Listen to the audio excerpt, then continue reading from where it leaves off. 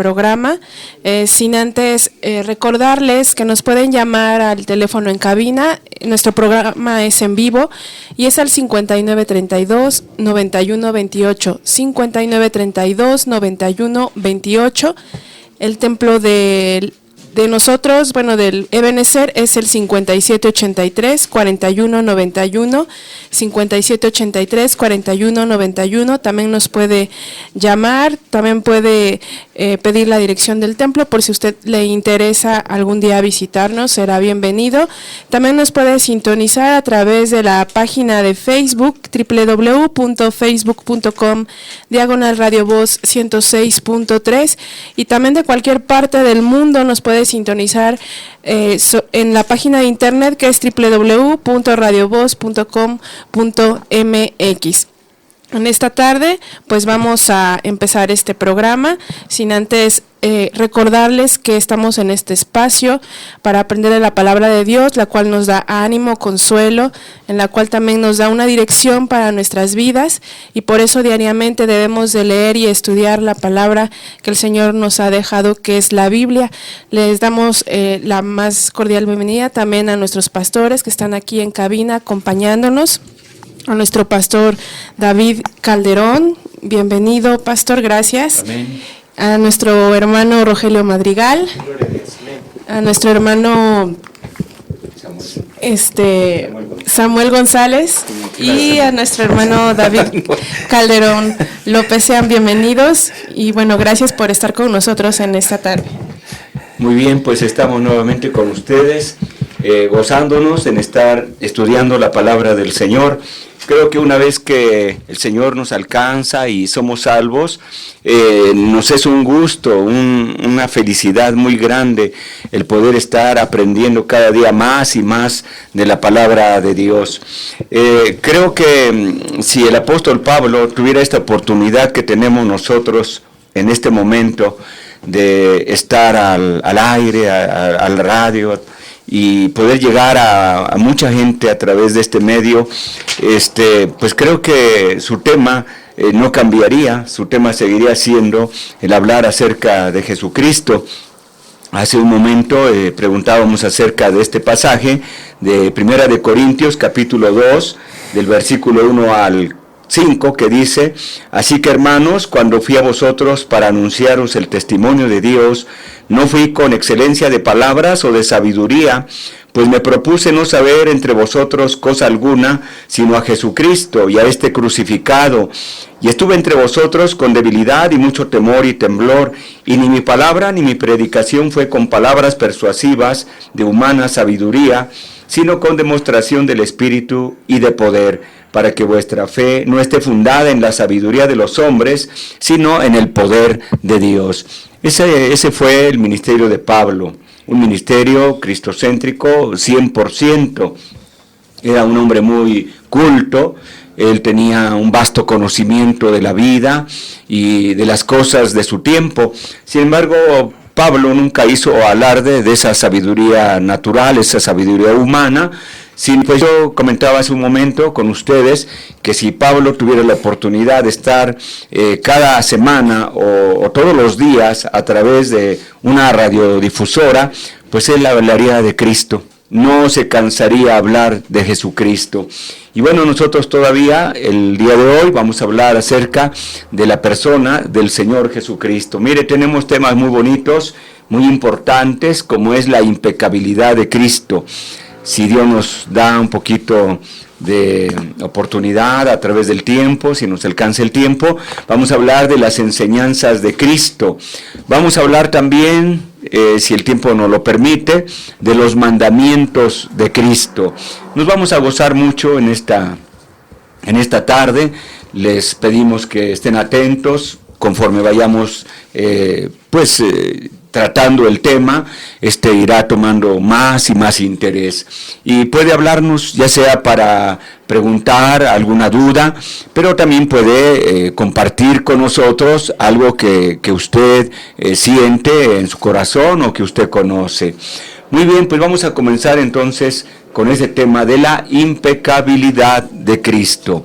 Y lo primero que vamos a hacer, pues es dar una definición de lo que significa impecabilidad de Cristo. Vamos a comenzar con nuestro hermano Rogelio, una definición de la impecabilidad de Cristo.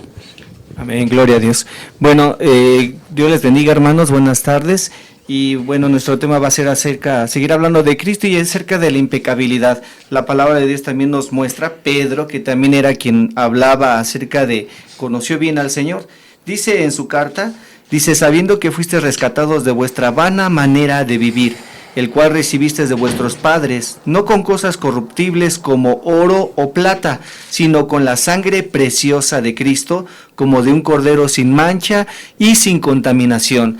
También lo que nos muestra el profeta Isaías dice, en el cual no hubo engaño y no hubo maldad, no hubo engaño en su boca. En el Señor Jesucristo nunca se le puede encontrar una falta, ni siquiera una sola mancha. De hecho, cuando nosotros estamos recién bañaditos y nos cambiamos, alguien nos puede decir, mira, espérame tantito, aquí tienes un pedacito de exceso de cualquier cosa, ¿no? Bueno, el Señor precisamente está preparando una iglesia que nos dice que sea una iglesia sin mancha ni arruga. La vida del Señor Jesucristo, toda su vida y toda su alma fue una vida sin engaño, fue una vida perfecta. Nosotros mencionábamos anteriormente acerca de el pecar o la culpabilidad, o el pecar es errar al blanco, es algo no actuar conforme a la voluntad de Dios. Y el mismo profeta en el libro de los Salmos y también en la carta a los Hebreos nos menciona que dice, he aquí yo vengo el hacer tu voluntad, porque tuvo como su primer delicia y su primera meta del Señor Jesucristo fue cumplir la voluntad del Padre, y en el cual nunca se halló ni un defecto, ni uno solo, nada. Amén. Hermano Samuel, la impecabilidad de Cristo, una definición.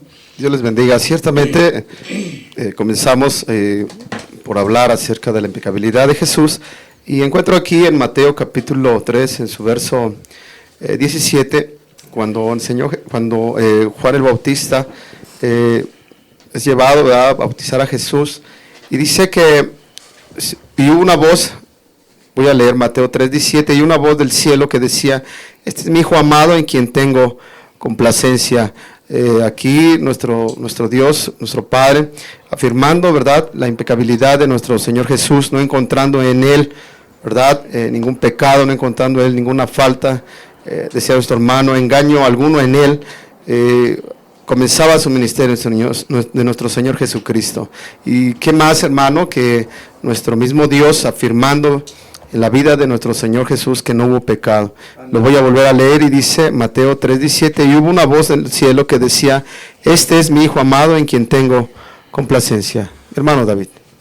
Sí, el hecho de que Jesús no haya pecado, no haya transgredido la ley de Dios, no fue por un aspecto de imposibilidades. Es decir, Él no estaba imposibilitado físicamente, no tenía alguna limitación exclusiva de Él para que no pudiese cometer alguna transgresión. Vemos claramente que fue un acto libre, el del Señor Jesucristo, desde su humanidad también, el determinarse, el no transgredir la ley de Dios.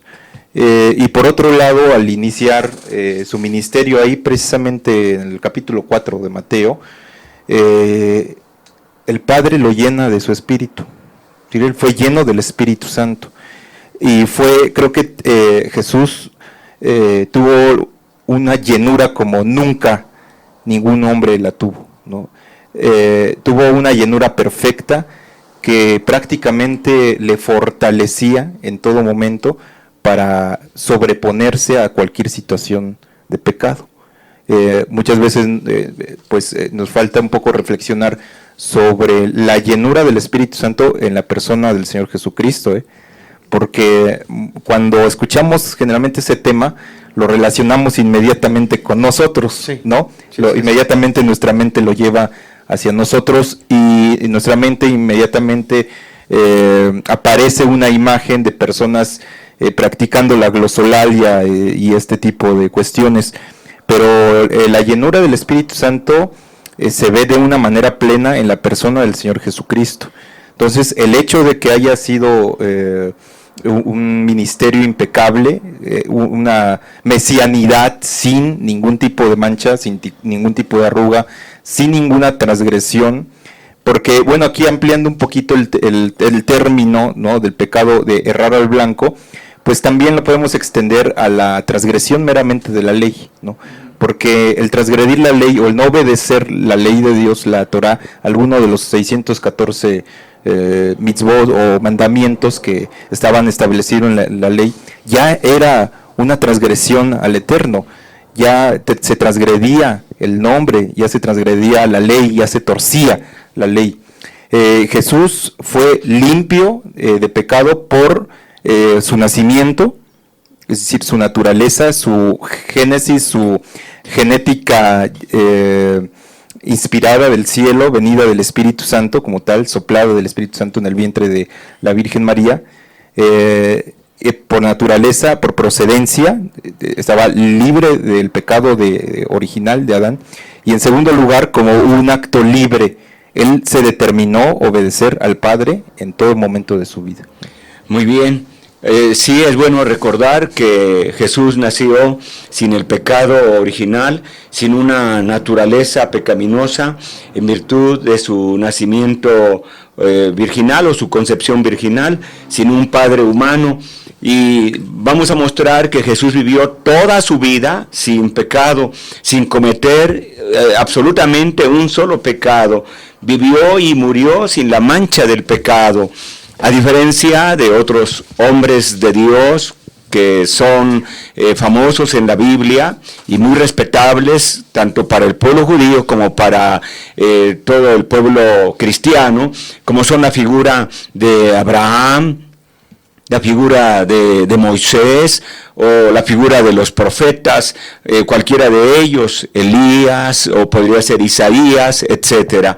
Todos ellos fueron muy virtuosos y hombres muy esforzados, pero finalmente la Biblia nos habla de pecados que cometieron. Ellos no fueron perfectos en el sentido estricto de la palabra. Tuvieron fallas y algunos de ellos fallas bastante grandes. Es verdad que Jesucristo no fue un ser híbrido, mitad hombre y mitad Dios. Él fue verdadero hombre y verdadero Dios, sin mezcla de ambas naturalezas. Las dos naturalezas del Salvador estuvieron separadas y fueron distintas en todo sentido. La humanidad de nuestro Señor Jesucristo, esencialmente la misma que tenemos nosotros, como Él fue humano, nosotros somos humanos en el mismo sentido que el Señor Jesucristo, pero en Él es un fenómeno distintivo, humano, fue un hombre ideal, un hombre perfecto y normal, pero Jesús es singular debido a su vida sin pecado, una vida totalmente inmaculada. Pecaminosidad es no conformarse a la voluntad de Dios. Pecamos porque no nos conformamos a la voluntad de Dios, a la ley de Dios.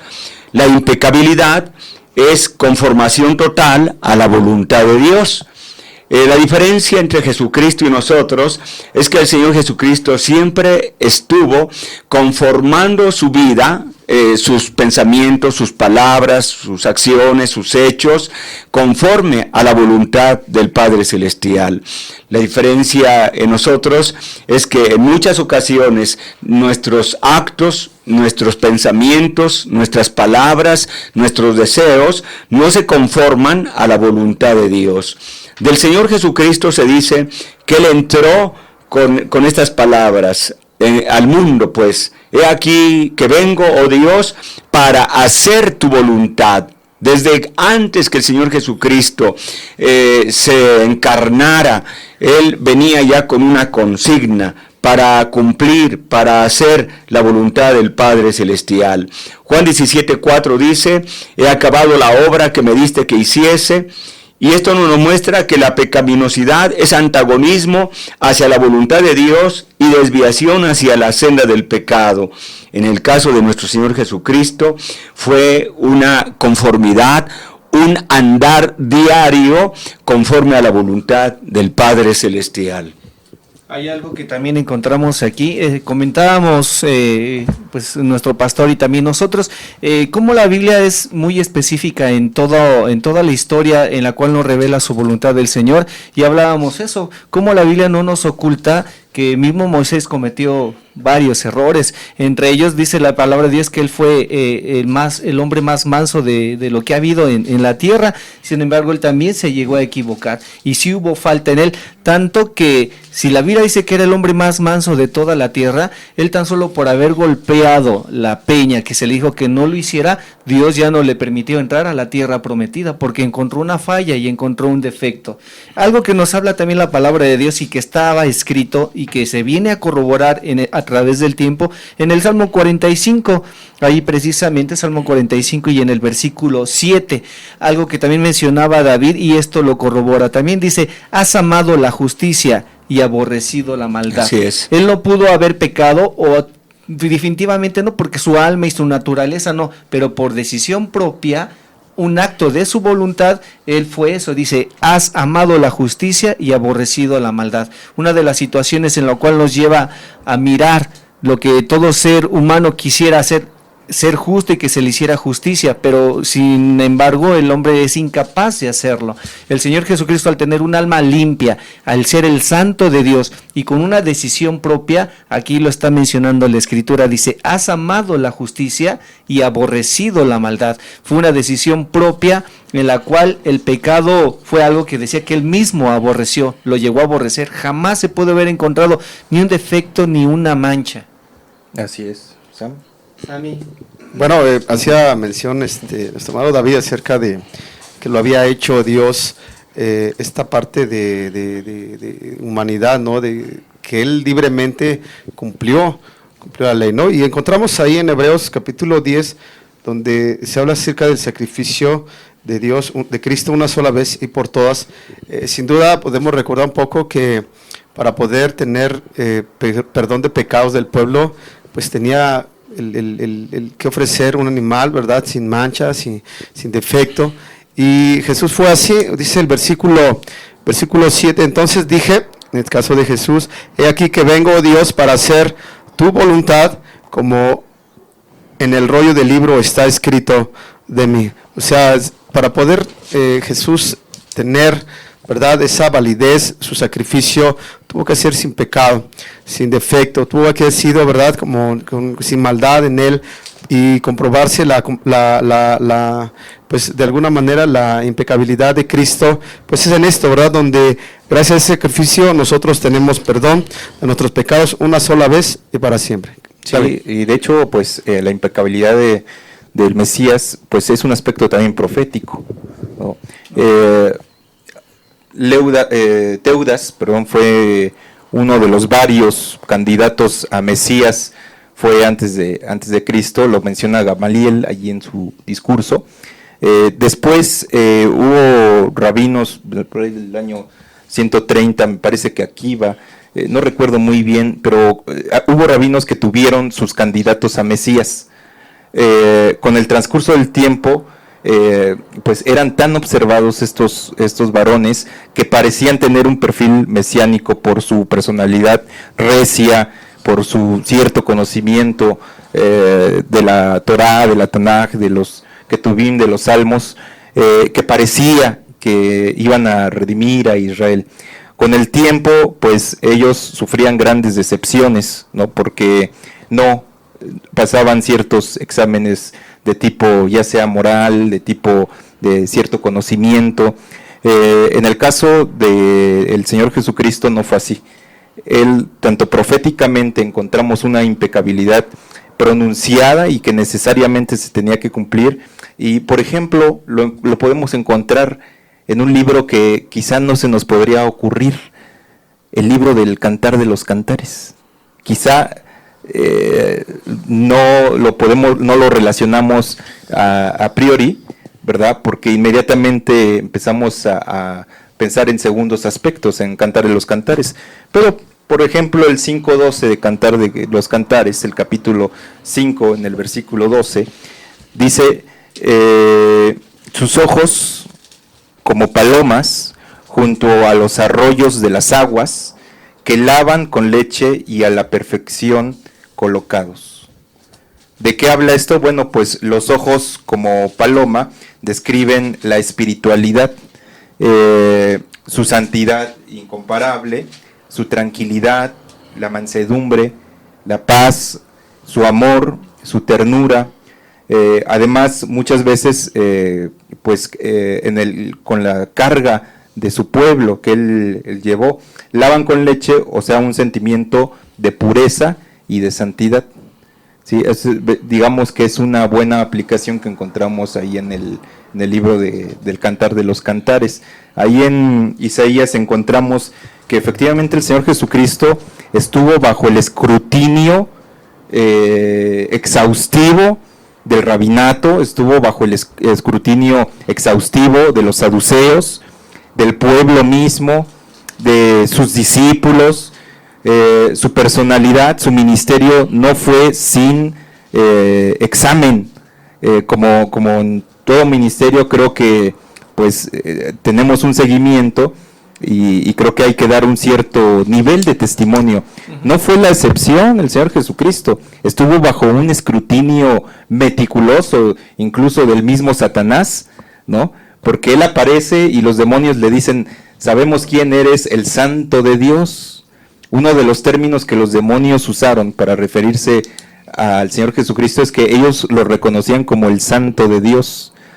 Reconocían la santidad que emanaba de Jesús. Fíjense, los mismos demonios, ellos lo dijeron: sabemos que eres el Santo de Dios. En Isaías 53:9 encontramos: y se dispuso con los impíos su sepultura, mas con los ricos fue en su muerte, aunque nunca hizo maldad, ni hubo engaño en su boca.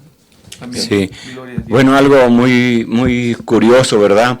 En el Antiguo Testamento, cuando Dios da los mandamientos acerca de celebrar la Pascua, le dice a los hijos de Israel, a través de Moisés, que tenían que escoger a un cordero de 1 año que no tuviese absolutamente ningún defecto. Y de esta manera los buenos judíos, los judíos que querían cumplir con el mandato de Jehová Dios, pues buscaban verdaderamente el cordero más perfecto, el cordero completamente sano que podrían sacrificar para Jehová. Este cordero estaba tipificando a Cristo, ¿verdad? Así que en el Antiguo Testamento podemos quizás imaginar cómo se buscaba a través del pelaje, ¿no? De la lana del cordero, del borreguito, si tuviera alguna mancha, si tuviera algún tumor. Y si así era, entonces no se podía sacrificar a Dios. El pecado, en este sentido, se nos presenta como externo, ¿verdad? Pero también es interno. Una cosa es analizar las acciones de las personas, lo que vemos de las personas, pero otra cosa distinta es conocer lo que hay en el corazón de la persona. Y cuando uno analiza a Cristo externamente e interiormente, podemos deducir que en Él no hay ninguna falta, absolutamente ningún pecado. Romanos 3:23 dice que por cuanto todos pecaron, están destituidos de la gloria de Dios. Ese mismo capítulo, un poquito antes, dice que no hay justo ni aún uno, excepto el Señor Jesucristo. Jesús no tuvo pecado interno ni externo. Es decir, los judíos podían analizar su vida externa, Dios podía analizar su vida interna, su corazón, y Jesús fue completamente perfecto. Se conformó totalmente a lo que es completamente bueno y santo en todo momento. Hebreos 7:26 describe la impecabilidad de Cristo como santo, inocente, sin mancha, apartado de los pecadores. Y santo significa limpio de toda contaminación. En el Antiguo Testamento vemos algunas cristofanías o manifestaciones de Cristo en el Antiguo Testamento. Y también para Cristo es la adoración que se le da a Jehová Dios, santo, santo, santo. Dios total y completamente. No hay ninguna falta, ninguna impureza, ningún mal, ningún pecado en ellos. Nosotros podemos ser llamados santos una vez, pero nadie se atrevería a decirle a otro hermano o a un pastor, decirle: tú eres santo, santo, santo. porque esto precisamente está reservado especialmente para adorar a la Trinidad, para adorar al Dios verdadero. Entonces, aquí vemos que la Biblia habla de que la impecabilidad de Cristo es realmente la de un hombre que vivió completamente alejado del pecado. Yo quisiera hacer un comentario breve para aclarar esto, porque es muy importante la pregunta que a veces nos hacen, si Cristo pudo haber pecado o no. Y me gusta mucho el comentario que hace un escritor, W.E. Best, cuando responde a esta pregunta.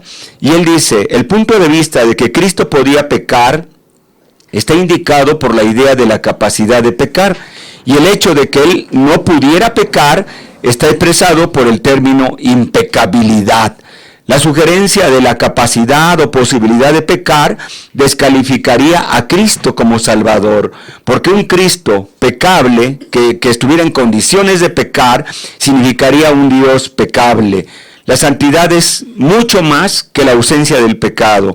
Es una virtud positiva y eterna. Los proponentes de la teoría de la capacidad de pecar dicen, Cristo podría haber pecado, pero no lo hizo. Decir que podría haber pecado es negar entonces la santidad positiva. Negar la santidad positiva, por lo tanto, es negar el carácter santo de Dios. La santidad es una virtud positiva que no tiene ni lugar para el pecado, ni interés en él. El Señor Jesús no podía pecar porque en los días de su carne solo significaban una acumulación de experiencias, no un cambio de carácter. El Señor no estuvo expuesto a un cambio de carácter o de ideas o de determinaciones. La humanidad santa fue unida con la deidad en una persona indivisible. No se puede dividir su humanidad con su divinidad. Si la divinidad no puede pecar, la humanidad de Cristo, únicamente la humanidad de Cristo, tampoco podía pecar. El Cristo impecable, Cristo, como Cristo, no puede tener más santidad porque es perfectamente santo, no puede tener menos santidad porque es intercambiablemente santo. Así que la pregunta, si Cristo no pudo haber pecado, entonces, ¿cuál era el propósito de las tentaciones en el desierto? Bueno, aquí la podemos contestar con una sencilla frase que tenemos que observar, que las pruebas de la tentación no eran para ver si Cristo pecaría, sino para probar que no lo haría. Sí, respecto a esto, la santidad de Jesús, de la persona del Mesías, la podemos clasificar en positiva y negativa. Hay dos tipos del ejercicio de la santidad. En esta cuestión teológica sería positiva y negativa. Las acciones pueden ser positivas o pueden ser negativas en el siguiente sentido. Positiva es la santidad positiva, la que habla de este teólogo, por ejemplo, está hablando de la santidad positiva, él está haciendo ese ejercicio. La santidad positiva es el ejercicio de la virtud. Es decir, al perdonar a aquella mujer que iba a ser apedreada, al visitar a Zaqueo, al sanar a la mujer con flujo de sangre, al tener compasión de la multitud y alimentarles, esa es la santidad positiva, es decir, estaba ejerciendo las virtudes propias del Mesías. Lo que estaba escrito en Isaías 53, estaba realizando alguna acción que manifestaba la presencia del Mesías en la tierra. La negativa la encontramos en Mateo 4, es un buen ejemplo, se me ocurre, y es la ausencia del pecado, es decir, no hizo ningún pecado, no realizó ningún pecado. Amén. Algo como para ejemplificar eso también, recuerdo lo que ustedes han de recordar, lo que dice el apóstol Juan, me parece que 2:17, en donde nos dice a nosotros, dice, no améis al mundo ni las cosas que están en el mundo, y dice, porque los deseos de los ojos, los deseos de la carne y la vanagloria de la vida no provienen del Padre, sino del mundo. Y vemos que en estas tres áreas fue donde fue tentado. Bueno, en el primer caso, el primer Adán, que es el hombre que sí cayó, y en el segundo Adán, que es Cristo, y él fue tentado igual, los deseos de los ojos, los deseos de la carne y la vanagloria de la vida. Fue la última tentación por la cual también el mismo Satanás probó y fue examinado, como mencionaba David, y en el cual pues pasó triunfante el Señor. De hecho, seguirá entrando de una manera u otra en otros temas. No se puede evitar hablar acerca del Cristo santo, inmaculado, sin pecado, que nos presenta la palabra de Dios. Bien, creo que al hablar de la realidad de la impecabilidad de Cristo, el testimonio más contundente, el testimonio más grande que se puede recibir acerca de esto, no es el que provenga de los hombres o de los demonios, que sí cuenta, ¿verdad? Pero el testimonio más contundente, pues es el testimonio del Padre Celestial y el testimonio de las Escrituras que nos hablan de que Cristo realmente era santo. Primera de Pedro 2, 21, 22 dice, el cual, o sea Cristo, no hizo pecado, ni se halló engaño en su boca, ni ninguna clase de palabra impropia para el santo de los santos. Primera de Juan 3:5 dice, y sabéis que él apareció para quitar nuestros pecados, y no hay pecado en él. No existe el pecado en él, ni siquiera en sus pensamientos. Absolutamente ni un vestigio de pecado en nuestro bendito Salvador. Segunda de Corintios 5:21 dice, al que no conoció pecado por nosotros, se hizo pecado por nosotros. Es decir, nunca se relacionó con el pecado. Jesús tomó nuestros pecados, pero él mismo jamás pecó. Hebreos 4:15 dice, porque no tenemos un sumo sacerdote que no pueda compadecerse de nuestras debilidades, sino uno que fue tentado en todo, según nuestra semejanza, pero sin pecado. Y aquí recordamos, desde el primer sacerdote a Aarón, luego Eliezer, y así hasta llegar a los últimos sacerdotes como fueron Anás y Caifás, que todos tuvieron pecado. Todos absolutamente, y algunos de ellos pecados bastante graves, ¿verdad? Pecados muy fuertes, sobre todo los últimos sacerdotes que había impuesto Roma para tratar de manipular y gobernar al pueblo, tanto en lo político como en lo religioso. No, y de hecho, nuestro mismo Señor Jesús hace, si usted quiere, una pregunta, ¿no? Lo voy a leer aquí en Juan, capítulo 8, su verso 46. ¿Quién de vosotros me redarguye de pecado? Pues si digo la verdad, ¿por qué vosotros no me creéis? Esto viene, ¿verdad? Porque Jesús estaba tratando de quiénes son los verdaderos hijos de Dios, ¿verdad? Aquellos que hacen la voluntad de Cristo. Si usted alguna vez, ya entrando en tema, venía un momento, ¿no?, donde pues hay personas que halagan a las personas, a algún pastor de preferencia, o alguien que le pudiera pues caer bien, o no sé, por alguna u otra manera, pero siempre el hombre, ¿verdad?, traerá sin duda un pecado en su vida. Podría ser que en su juventud cometió un pecado, una falta, y eso ya no queda como un ejemplo.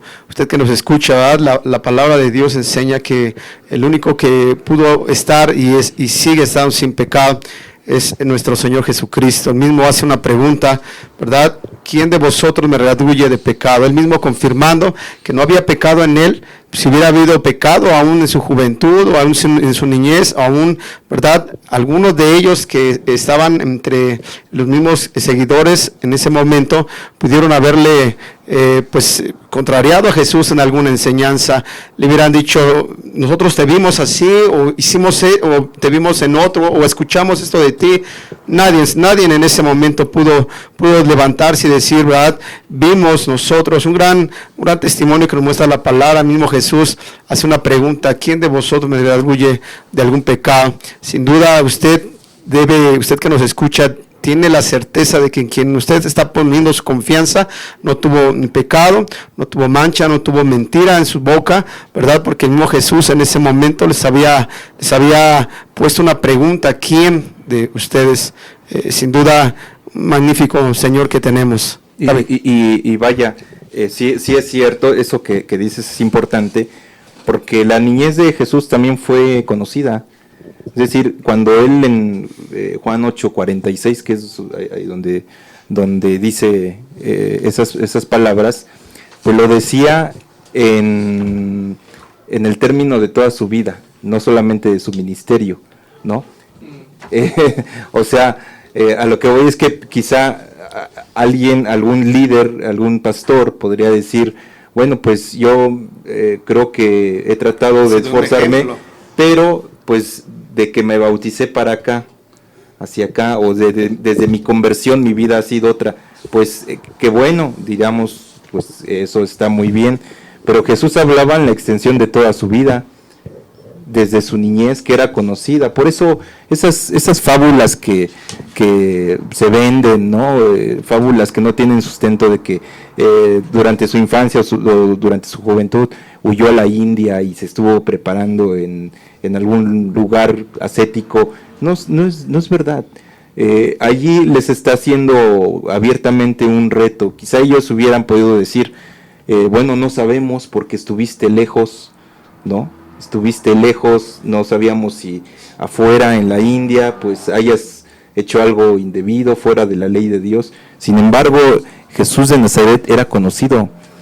Su infancia, su juventud, su adolescencia fue conocida.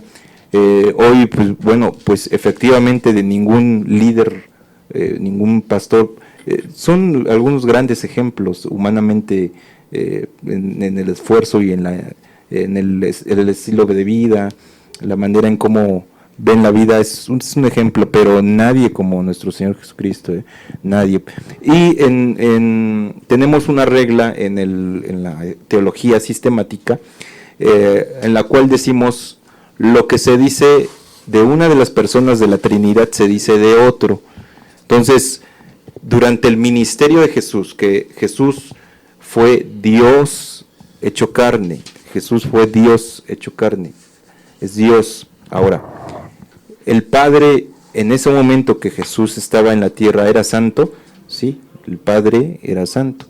El Hijo, por tanto, nuestra regla nos dice que el Hijo era igualmente santo. ¿El Espíritu de Dios era santo? Claro que sí, es el Ruach HaKodesh, es el viento santo de Dios, es una persona divina con todas las propiedades de Dios. Bueno, entonces el Hijo, por tanto, también era santo. Entonces esa regla no la podemos quebrantar, porque hoy día una de las patrañas, una de las argucias de las nuevas doctrinas que están invadiendo es precisamente presentar a un Jesús pecador, pero no como nos lo muestra el libro de Hebreos, que se hizo a sí mismo pecado por nosotros.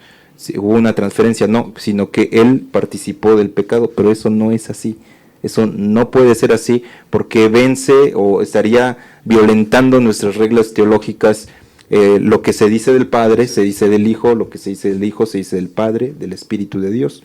Entonces, él fue perfectamente santo, puesto que el Padre es santo y el Espíritu de Dios es santo.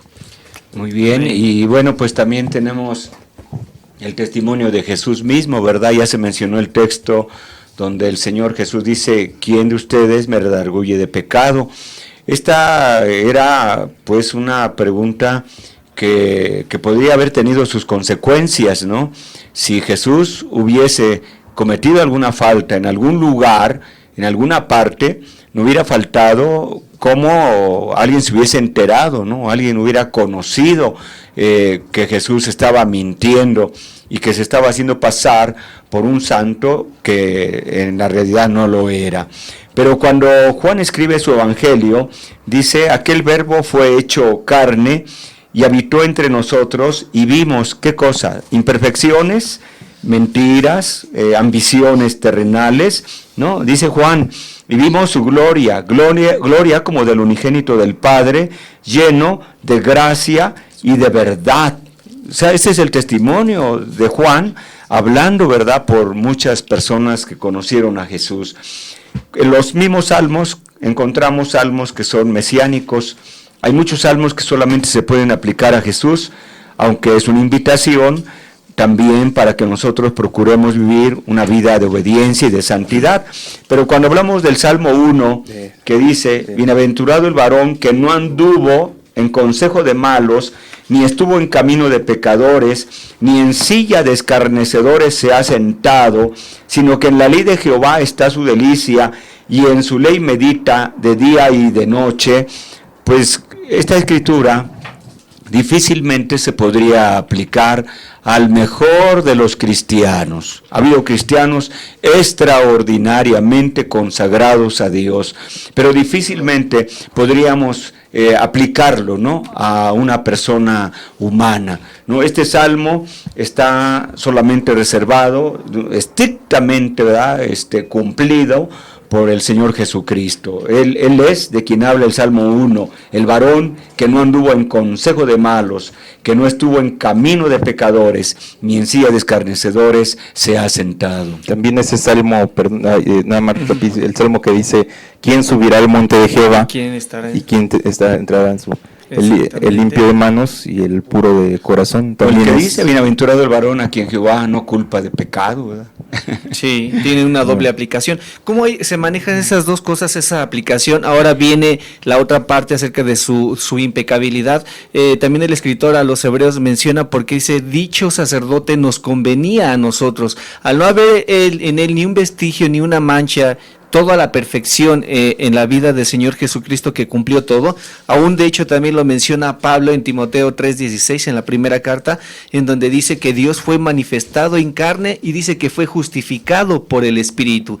El Espíritu Santo testificó y examinó y verificó la vida del Señor Jesucristo. También hay un cuadro más, leía también nuestro pastor en 2 de Corintios 5:21, dice, al que no conoció pecado, dice, se hizo pecado por nosotros para que nosotros fuésemos justificados por él. Ese cuadro se repite y lo está viendo el apóstol Pablo. Creo que nunca podremos dejar de mencionar ese pasaje tan bello que es Isaías 53, en donde nos menciona que dice que no hubo engaño ni hubo maldad en su boca. Dice que como oveja, dice, fue llevada también al matadero, y como dice, como oveja delante de sus trasquiladores, enmudeció y no abrió su boca. Esto nos está hablando que lo que la justicia del Señor Jesucristo ha sido ahora, nosotros somos cubiertas por ellas. ¿Qué es lo que hace? Que dice que como una oveja delante de sus trasquiladores, él dice que ¿qué es lo que se hace con las ovejas? Quitarle la lana, ¿verdad? De esa lana, ¿para qué nos sirve? Para hacer un vestido. Bueno, esa justicia del Señor Jesucristo es en la cual ahora nosotros somos cubiertos. Primeramente, porque nunca hubo maldad, y su justicia ha venido ahora a vestirnos a nosotros. Por eso es lo que dice también en otras ocasiones Pablo, dice que seamos revestidos ¿de qué? Del nuevo hombre, no de la vieja naturaleza pecaminosa de Adán que cayó, sino revestidos del nuevo hombre. ¿A qué se está refiriendo? De la nueva criatura, como él lo dice. Vestirnos de Cristo, dice. Dice revestidos del nuevo hombre, de Cristo. Eso es ese cuadro que nos presenta Isaías, donde dice que como oveja delante de sus trasquiladores no abrió su boca. Esa su justicia, ahora esa es en la cual ahora nosotros somos revestidos de esa impecabilidad. Así es. Por su sangre y por sus hechos. Fíjate que en el concepto antiguo testamentario, el sacrificio es algo muy interesante, porque ¿por qué tenía que ser un cordero sin mancha, sin defecto? Bueno, pero preguntémonos por qué no uno que tuviera un pequeño defecto. Quizá ahora nuestros estándares de calidad son un poco menores, ahora que está de moda el que nuestros autos se tengan que verificar, pues en nuestros casos, pues podríamos decir, pues mira, no es tanto, ¿no? Entonces quizá pues puedas circular todos los días, ¿verdad? En el caso del sacrificio del Antiguo Testamento no era así, porque la razón es teológica, la razón es porque el Salmo 91 dice, ¿verdad? Me parece que es el verso 18, no recuerdo, cuando dice, confirma la obra de nuestras manos. Salmo 90. Salmo 90, confirma la obra de nuestras manos. Bueno, la obra de nuestras manos es un salmo sacerdotal, es que el sacerdote, el levita, transfería, cuando al cortar la yugular, tomaba la cabecita del cordero, lo tomaba de la cabecita, y en ese momento el pecado de alguien, o el pecado del pueblo, cuando era el sacrificio anual, caía sobre el animalito. Y entonces se volvía lleno ese animalito del pecado de la persona, y tenía que morir para expiar o extinguir el pecado, porque en ese momento eres como una enfermedad. Si pudiéramos, bueno, pues que alguien tuviera gripa, ¿no? Y lo tomara y tomara a otro y le transfiriera la gripa, bueno, era algo más o menos así. El concepto era que ese pecado pasaba al animalito. Por eso el animalito no podía tener un defecto. Entonces el Mesías, para que en él recayera el pecado de la humanidad, no tenía que ser vacío de ese pecado, ¿sí? Si no, hubiera habido una incompatibilidad. ¿No? Pues, dicho de otra manera sería, ¿no? Una mano sucia no puede limpiar. Entonces Cristo, si hubiese sido imperfecto, si hubiese tenido algún pecado, ¿cómo puede entonces ofrecer pureza y limpieza al pecador? Hay por lo menos 5 testimonios de personas que atestiguaron de la perfección, de la impecabilidad de Cristo. Una fue Poncio Pilato, que dijo: yo no hallo en él. Léelo, hermano, por favor. Sí, ya lo tenías. Yo también lo tenía aquí. Listo, qué bueno. Hasta la esposa de Poncio también. Hasta la esposa de Poncio Pilato. Exactamente. Bueno, ante Poncio Pilato, ¿verdad? No encontraba él razón para poder acusar a nuestro Señor Jesús, y sin duda dice aquí, quiero leer en Juan, el Evangelio de Juan 19, y dice,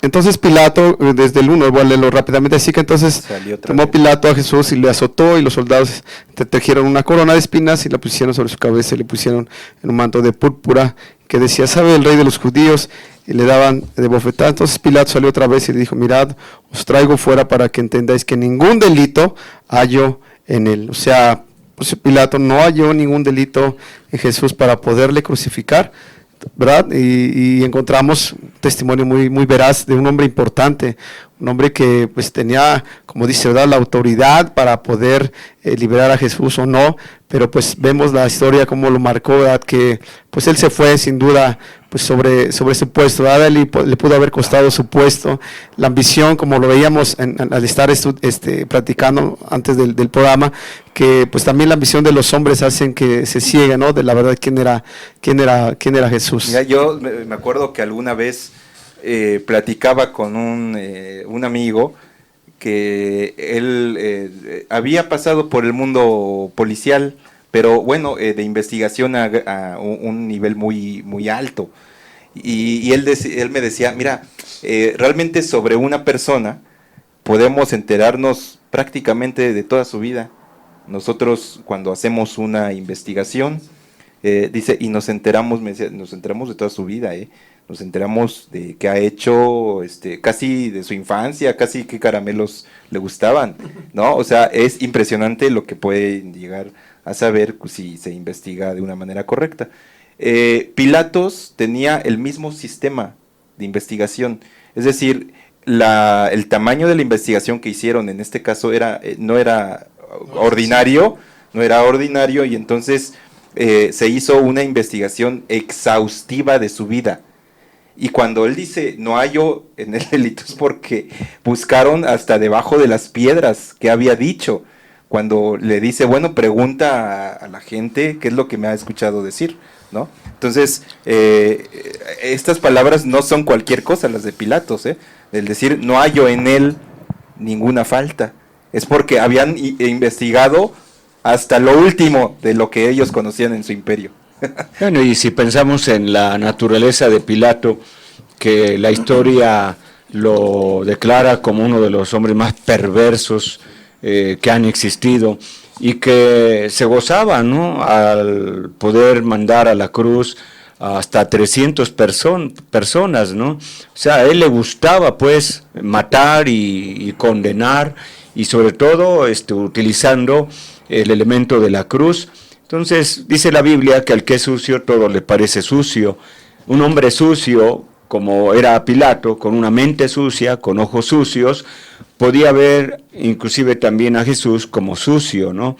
Pero veamos cómo en este sentido Pilato tuvo que enfrentarse a una realidad que él nunca se había enfrentado.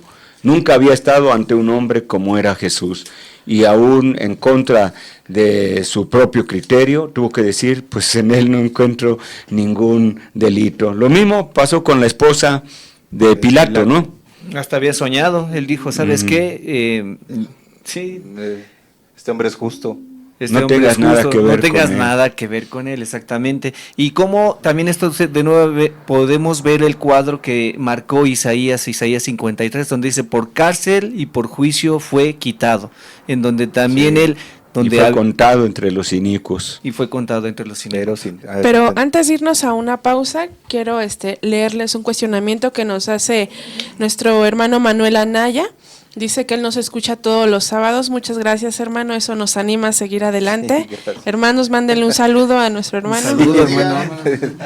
Sí, y bueno, su cuestionamiento es que dice que en Números 23:19, Dios dice, Dios no es hombre para que mienta, ni hijo de hombre para que se arrepienta.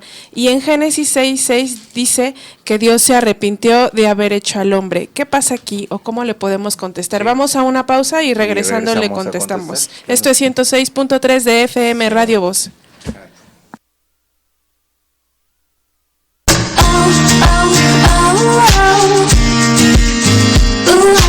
XHEDJ 106.3 FM, transmitiendo desde Tecama, Estado de Radio Voz, la voz del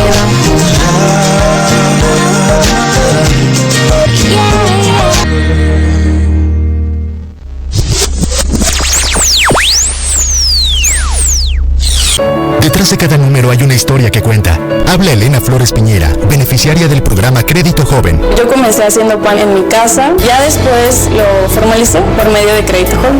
La red de apoyo al emprendedor atiende a 330,000 jóvenes. Este tipo de programas alienta a la gente y encontrar tu vocación para poderla poner al servicio de los demás. Lo bueno casi no se cuenta, pero cuenta mucho. Gobierno de la República. Conoce más en www.gov.mx/Lo Bueno Cuenta.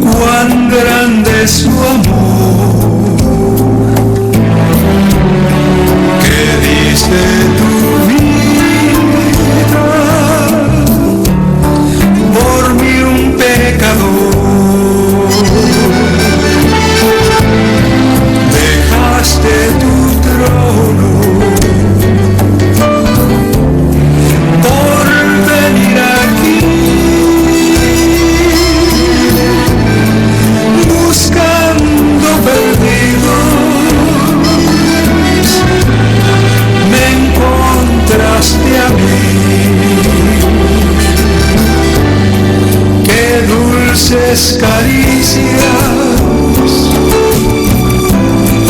las del Salvador, caricias que llenan mi alma de amor. Su voz me asegura: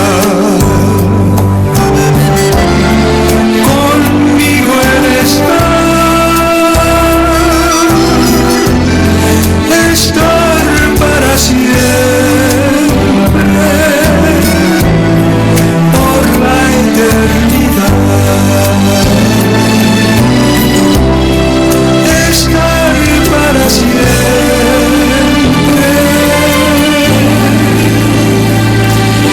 por la eternidad.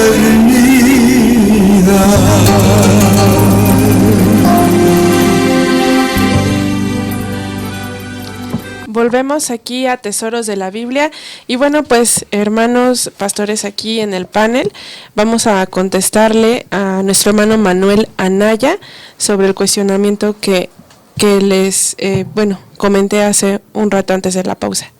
Bueno, el cuestionamiento es sobre... él dice que en el libro de Números 23:19 dice que Dios no es hombre para que mienta, ni hijo de hombre para que se arrepienta, pero que también en el libro de Génesis 6:6 dice que Dios se arrepintió de haber hecho al hombre.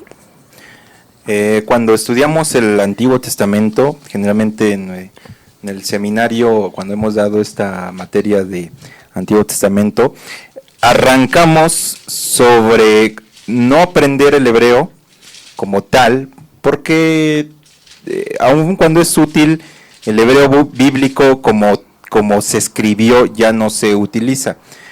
Pero sí, pues mencionamos algo sobre su complejidad del idioma, pues ya ni siquiera hebreo, sino del paleohebreo en el que se escribió, al menos la Torá se escribió en paleohebreo, es decir, antes del hebreo hubo otro hebreo que pues era una lengua semítica muy compleja, que empezó con ideogramas, así inicia, y entonces expresar ciertas emociones en el hebreo y traducirlas al idioma castellano es sumamente complejo. Entonces, cuando leemos algo de esta naturaleza, como en este caso de manera concreta, nos estamos enfrentando a una traducción que nos acerca a una idea, a una emoción, que es muy complejo expresarla como se expresa en el idioma hebreo. En este caso quiere decir varias cosas. Quiere decir que Dios tuvo un sentimiento, decíamos hace un momento en la mesa, como de un padre a un hijo, en el cual manifiesta un cierto dolor, en el caso de Génesis 6. En el caso de Números 23, son lecturas diferentes.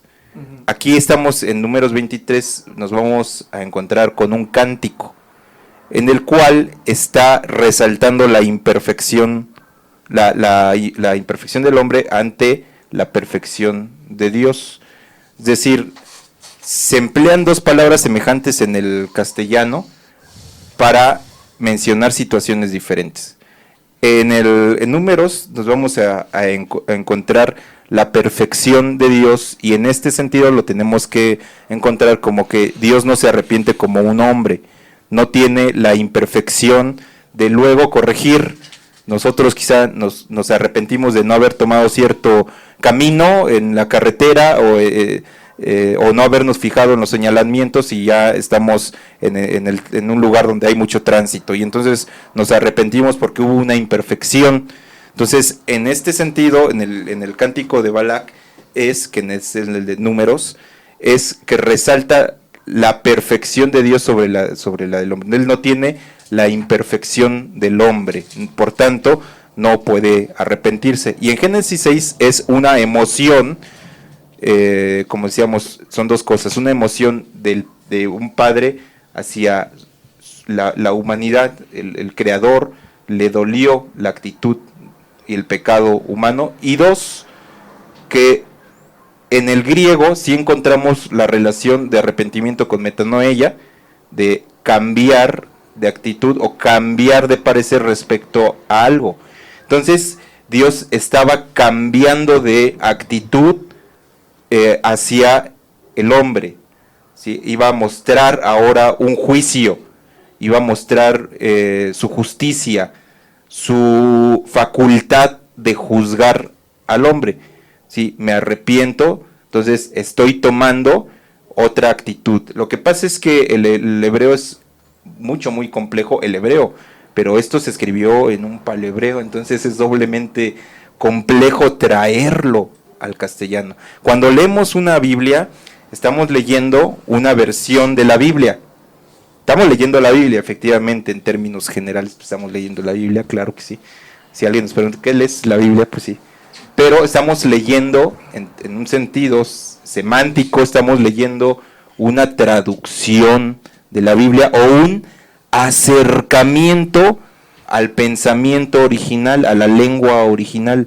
Y lo más cercano que en estos momentos los traductores de este tiempo encontraron fue esta palabra, para expresar esa emoción y la actitud de Dios hacia el hombre. Sí, definitivamente, cuando dice la Escritura, y se arrepintió Jehová de haber hecho hombre en la tierra, se podría más bien, parafraseándolo, le dolió a Dios en su corazón haber hecho al hombre. El hombre es el que está fallando, no Dios. Dios no falló en su plan, Dios no falló en la creación del hombre, sino es el hombre el que está fallando ante el plan divino de Dios. Y la palabra arrepentirse expresa el dolor profundo que siente el Creador cuando sus criaturas no responden a sus demandas. Por otro lado, Dios se goza, Dios se alegra de cambiar en un momento dado un plan de, por ejemplo, de exterminio, de destrucción, cuando el hombre se arrepiente, ¿no? Cuando Dios envía a Jonás a predicarle a los ninivitas que se arrepientan, porque si no lo hacen, Dios va a destruir esa nación. Y vemos que la nación ninivita se arrepiente y Dios entonces cambia de actitud, ¿verdad? O sea, Dios espera que nosotros cambiemos de actitud para que sus juicios no caigan sobre nosotros. Pero arrepentirse, en el caso de Dios, significa que le duele a Dios el tener que tomar medidas bastante extremas con sus criaturas. Bien, pues vamos a terminar este tema acerca de la impecabilidad de Cristo. Y bueno, decíamos que había algunos testimonios acerca de la impecabilidad del Señor.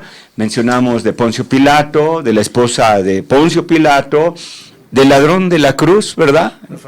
Que también él expresó a su compañero, ningún mal hizo, un hombre que también había quebrantado la ley, pero pudo notar que el Señor Jesús era diferente completamente a él y a su compañero.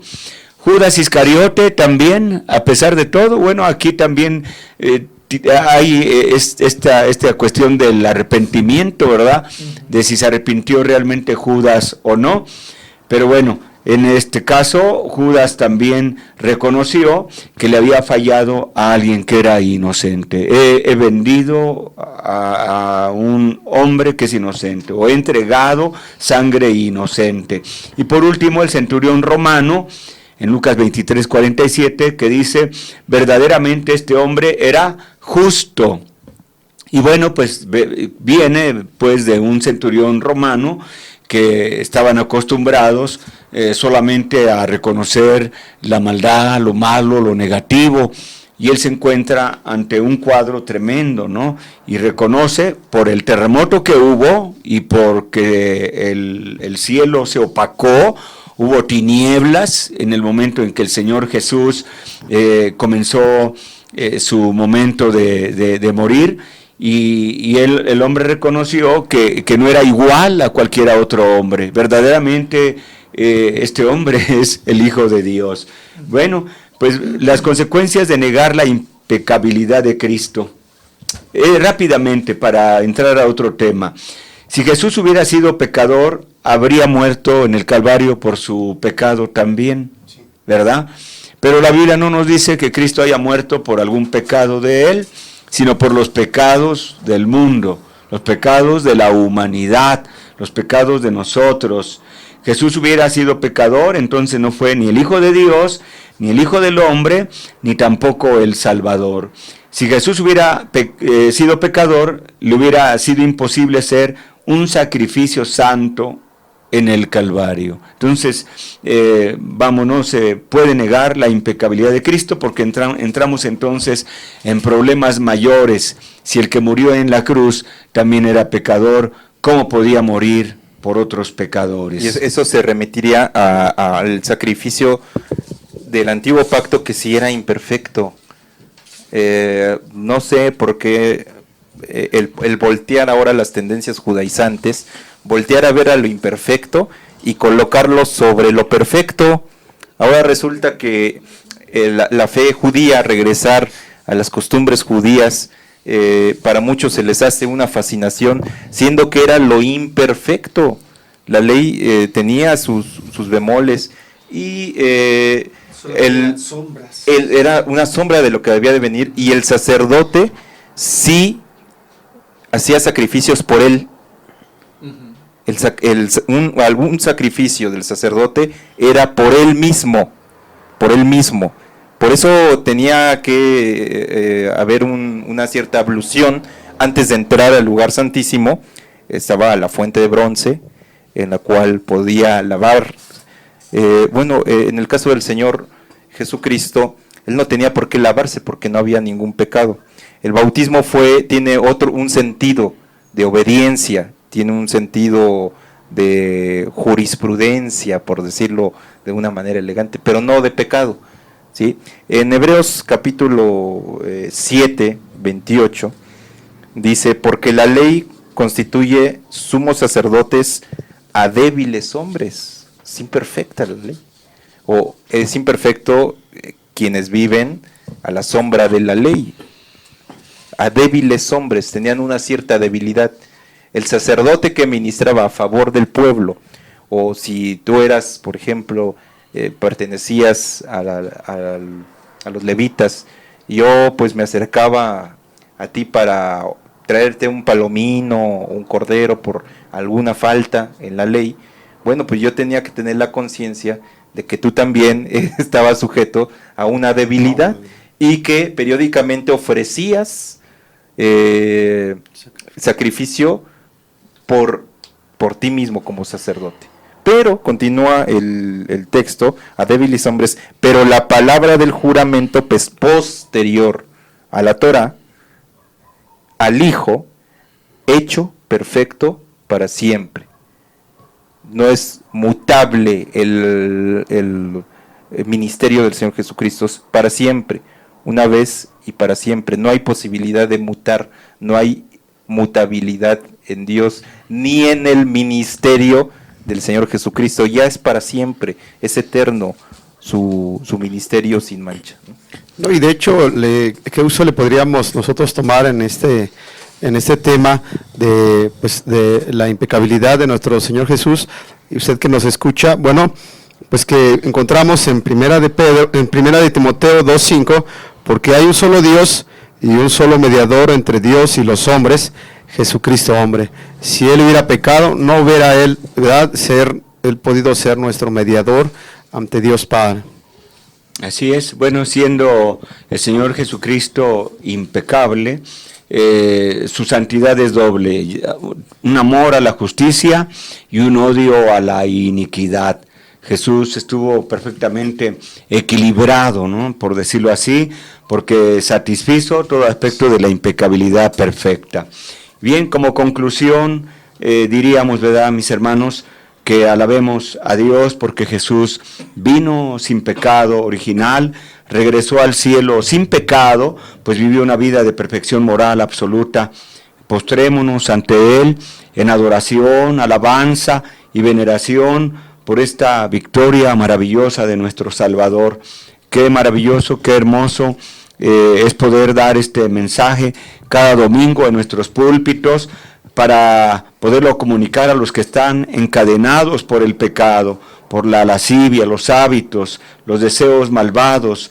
Hay libertad y victoria de un Salvador perfectamente victorioso. Gloria a Dios. Otro tema muy hermoso que vamos a tratar en el tiempo que nos queda sería las enseñanzas de nuestro Señor Jesucristo. Pero para esto me gustaría que primeramente analizáramos pues el hecho de que Jesús fue un maestro, aunque la Biblia no nos dice que estudió a los pies de Gamaliel o de Hillel o cualquier otro notable maestro judío.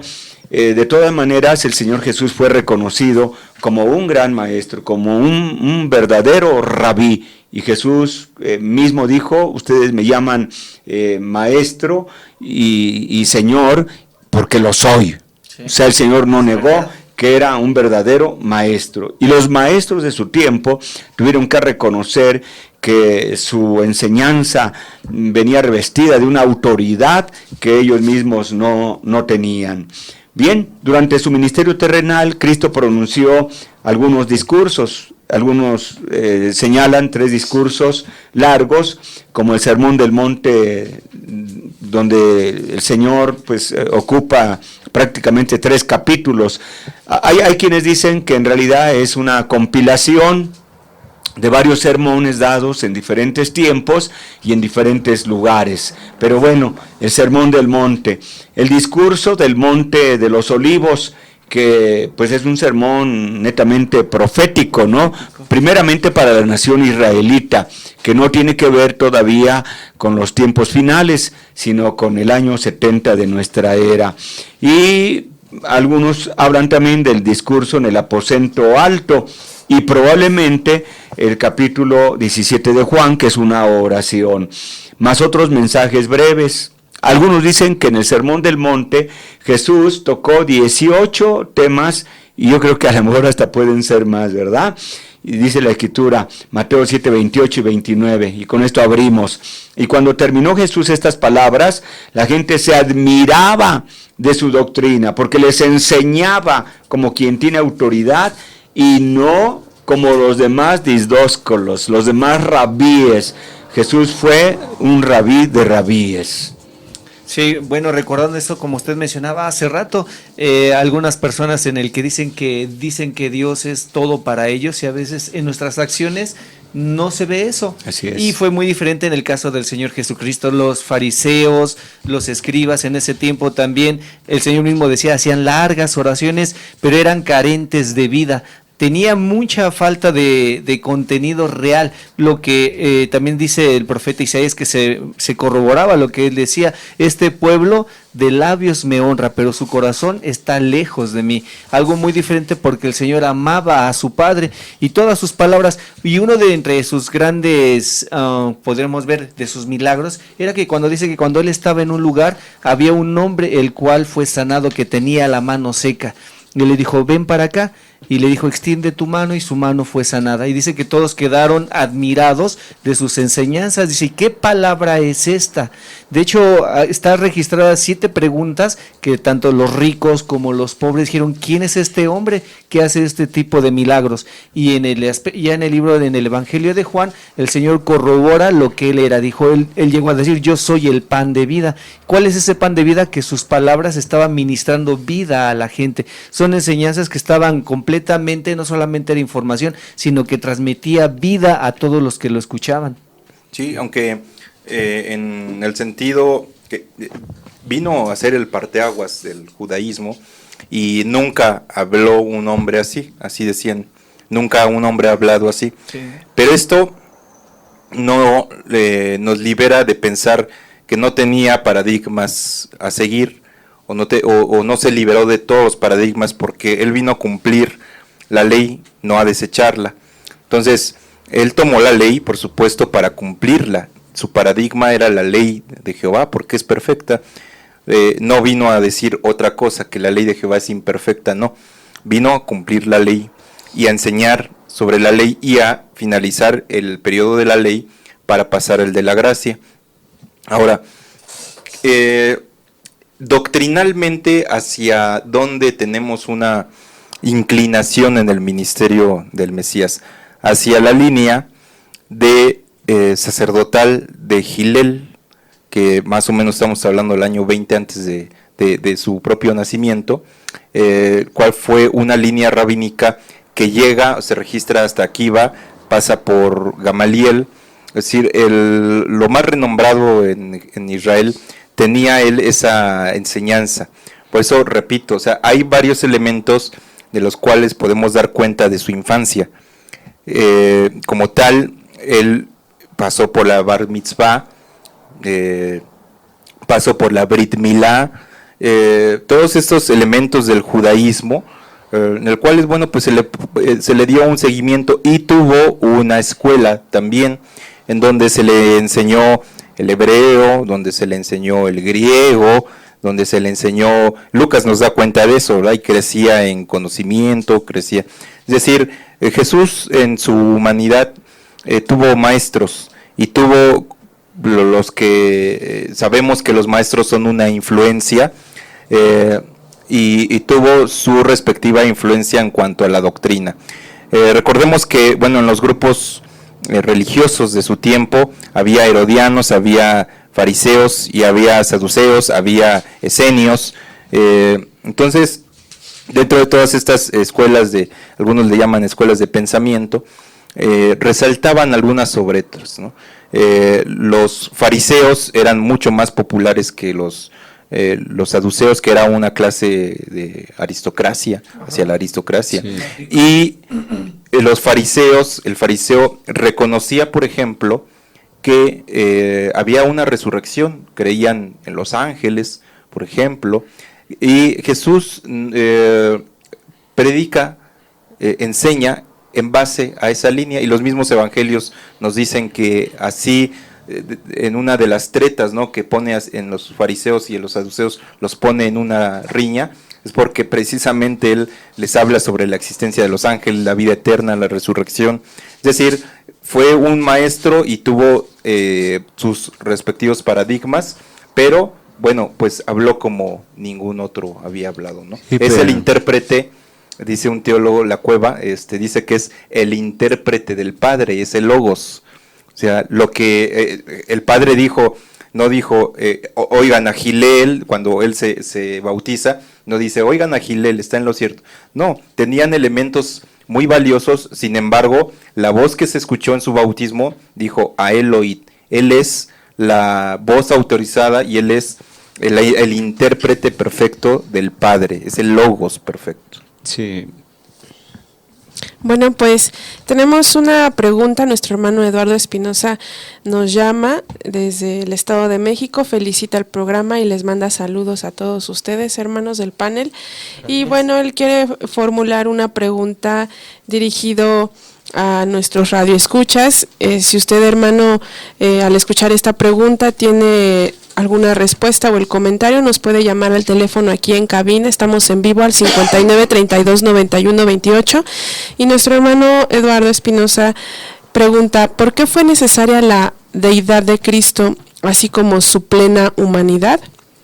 Sí, yo creo que el hermano está tomando ahorita el papel de un radioescucha, ¿no? Y a nombre de las personas que nos oyen, nos hace la pregunta, ¿por qué era necesario que el Hijo de Dios fuera humano y 100% también divino?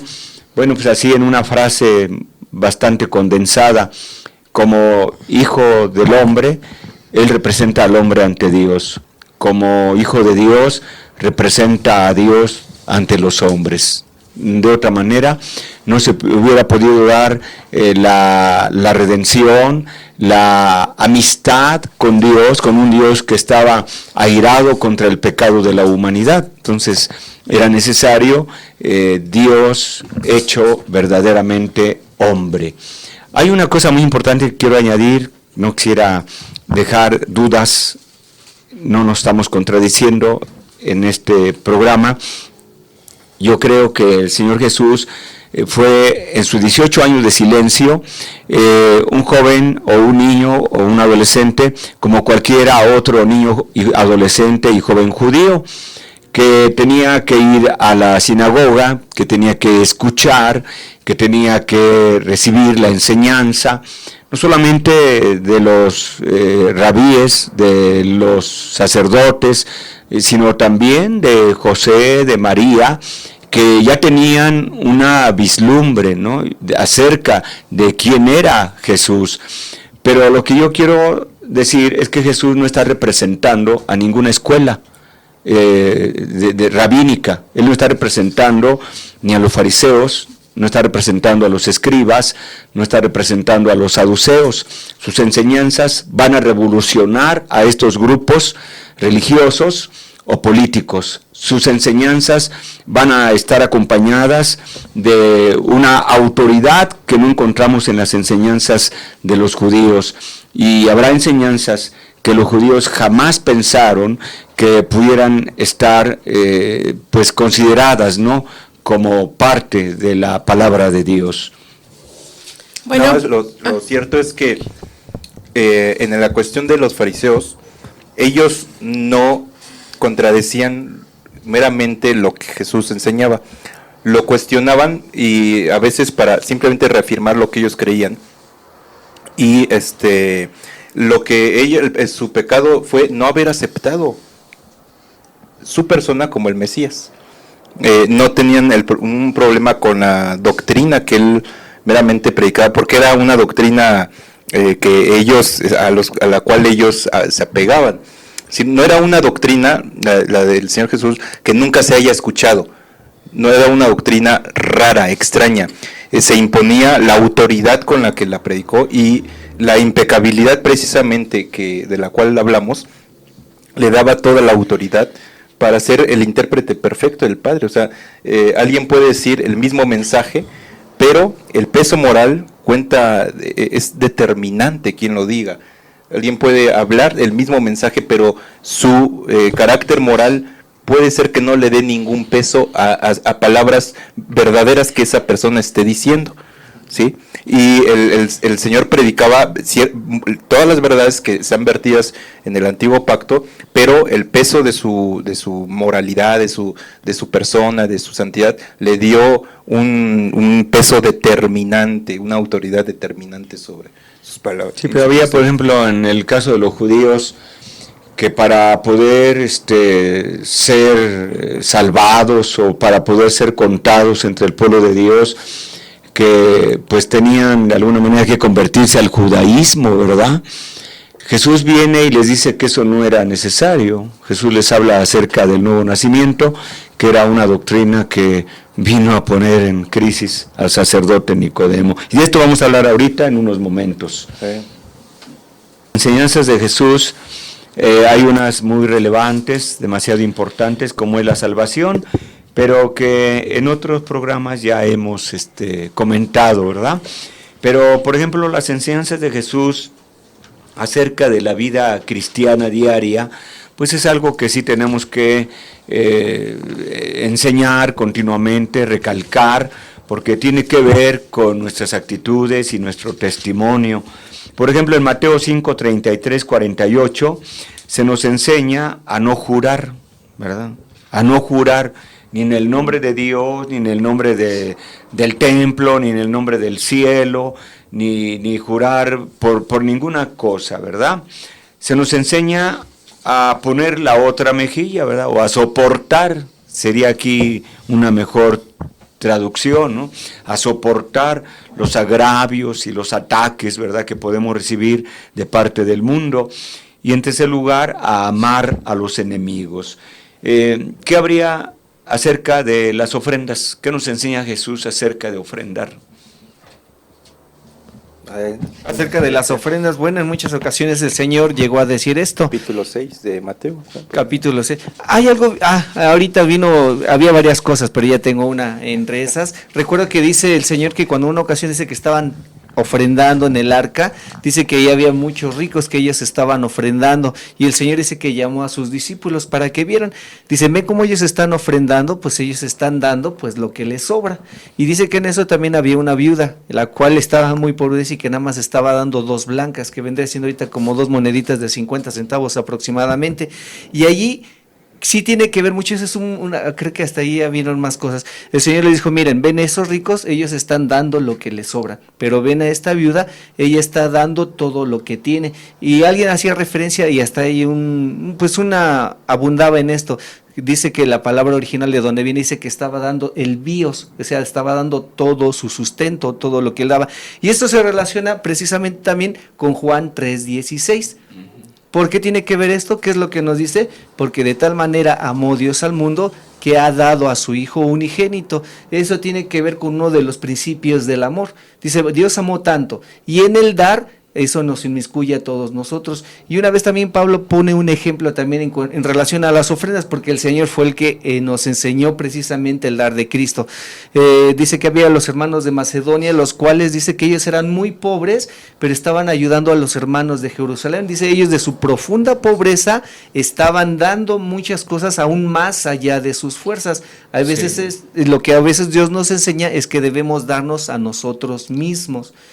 Alguien mencionaba, Satanás puede dar, en cierta manera, por mencionarlo así, puede dar algunas cosas, pero jamás se va a dar a sí mismo. Siempre lo que Dios pide es que nos demos a nosotros, y puso como por ejemplo a los ricos. Ellos daban lo que les sobraba, pero no se estaban dando ellos, estaba dando lo que les sobraba. Y esta viuda se estaba entregando a sí mismo en su ofrenda, y ella misma se estaba ofrendando. Y lo más importante es que era en secreto, ¿no?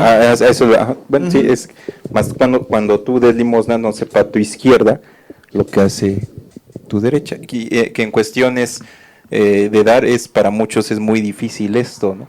Que no se vea el hecho de cuando se deposita, ahora en el alfolí moderno, en nuestras iglesias evangélicas, bueno, cuando el billete es de un poco más alta denominación, pues casi toda la congregación se da cuenta, ¿no?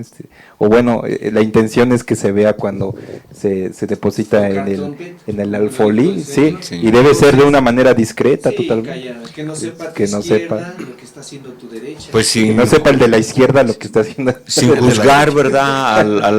Muchas iglesias, o sea, no queremos caer en esto de acusaciones o de juzgar.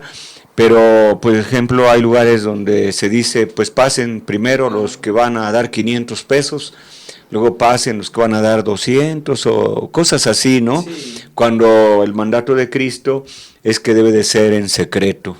No, y una de las formas que quiere Jesús que se dé esa parte de la ofrenda es sabiendo cómo lo haces, o sea, el saber cómo lo estás haciendo, ¿no? Una de la forma de trabajar de nuestro Señor Jesús en cuestión a la enseñanza es que él ubicaba claramente a la verdad de cada acción, y podemos ver aquí, ¿no?, lo que mencionaba nuestro hermano en Mateo capítulo 6, donde dice, guardaos de ser vuestra justicia delante de los hombres para ser vistos de ellos, de tal manera no tendréis recompensa en vuestro Padre que está en los cielos. Aquí lo que estaba haciendo el Señor era ubicándolos, es ubicar, ¿no? A diferencia de la predicación que hacía nuestro Señor Jesús cuando Él predicaba, si bien lo escucharon o no, bueno, la predicación estaba extendida, pero en la enseñanza, la cuestión de nuestro Señor poder enseñar era ubicar, ¿no?, cuál era el motivo realmente de poder ofrendar, o sea, era darlo puramente, sin, a veces como ahorita mencionábamos, ¿no?, si a veces el cristiano quiere ofrendar más, quiere dar ofrenda de más o quiere dar más, porque así también él quiere recibir más de parte de Dios, sí. Ya lo está haciendo de una parte equivocada. Es el mismo sentido. Ya no está dándolo con fidelidad, con amor, con agradecimiento por lo que ha recibido, ya no, sino porque ya él va con, pues dijéramos sí, con una malicia, ¿no? El Señor les llama hipócritas, ¿no?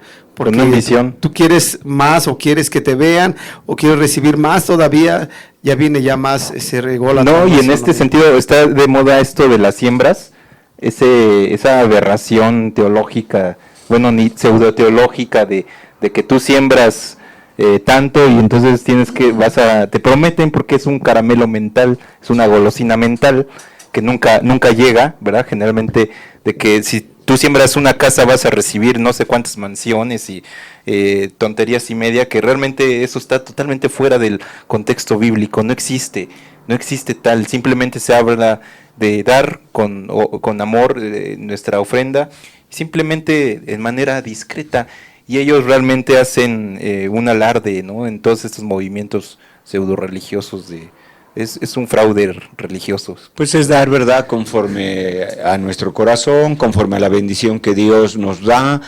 A veces hay necesidades en la iglesia y tenemos que esforzarnos para apoyar la obra de Dios, pero nunca con la idea o con el pensamiento de que si doy tanto voy a recibir lo triple, ¿no? Voy a recibir lo cuatruplicado, ¿no? Sino hacerlo en una actitud de adoración y de gratitud por lo que ya Dios nos ha dado. Otra enseñanza de Jesús relacionada con la oración. ¿Cómo debe de ser la oración? ¿En qué lugar? ¿Cuánto tiempo? ¿Qué nos dice la Biblia respecto a la oración? ¿Qué dice Jesús? La enseñanza de Jesús. No ser como los hipócritas. Dice que ellos aman orar en pie en las sinagogas y en las esquinas de las calles para ser visto. La motivación era ser visto, no ser y la oración parece tener un impacto psíquico profundo en la imagen de alguien. Cuando alguien ora con mucho fervor y con mucho ahínco, alza la voz, grita, parece ser que es una persona muy espiritual, ¿no? Parece ser que es una persona llena de poder y santidad. Pero en el Sermón del Monte no descartamos esto, ¿no? Yo no estoy diciendo que esté mal orar fuerte y con cierto ahínco espiritual, no, pero estoy diciendo la intención. Estamos hablando de la motivación interior, cuando es ser reconocido por medio de la oración, que la oración lo eleve la imagen de esta persona como alguien muy espiritual. Es decir, que las enseñanzas del Señor Jesús entraron hasta lo más profundo del corazón, exploraron lo más remoto que hay en el corazón, las motivaciones. Nosotros los psicólogos llamamos las motivaciones de la conducta, y allí llegó Jesús al corazón de las motivaciones de la conducta. Y en el sentido de la oración dice: entra a tu aposento y cerrada tu puerta. ¿Quién te puede ver? ¿Quién nos puede ver dentro de nuestro aposento? Es secreto. Esa es la mejor oración, es desde la que más se agrada el Padre. ¿Y qué de lugar en donde podemos orar? ¿Solamente en el templo? En tu aposento, cerrada la puerta, ora tu Padre, está en secreto. Y tu Aún Padre. en la calle, puede ser en la casa, puede ser hasta en el transporte, ¿verdad? Muchas veces tardamos 1 hora o 2 horas para llegar al trabajo. Bueno, pues es una oportunidad para concentrarnos y orar o leer la palabra del Señor, ¿verdad? Pero Jesús nos da una clave, que toda oración que se haga al Padre Celestial tiene que estar acompañada ¿de qué? De que tiene que ser en